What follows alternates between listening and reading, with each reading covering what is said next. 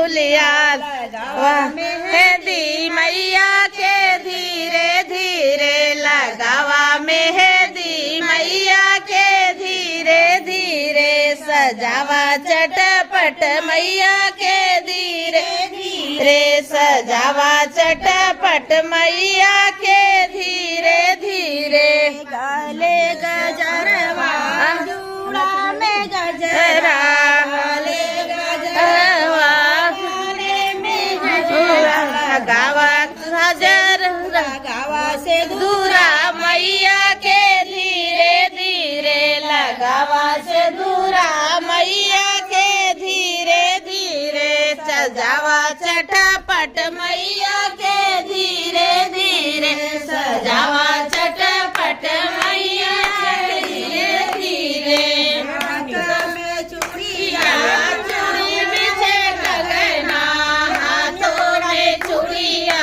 चूड़ी बिछे कंगना गवा मेहंदी मैया के धीरे धीरे लगावा मेहंदी मैया के धीरे धीरे भगवान कबीरे सजावा चटपट मैया के धीरे धीरे सजावा चटपट मैया के धीरे धीरे महावर रंगनवा पर महावर रंगनवा मैया के धीरे धीरे ओढ़ावा चुनरी मैया के धीरे धीरे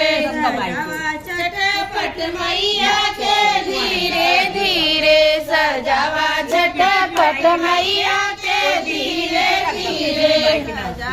चटपट मैया के धीरे धीरे सजावा झटपट मैया के धीरे धीरे सजावा ऐसे बनाओ तो पुत्र हाथ दुख रहा था, इससे बनाओ तो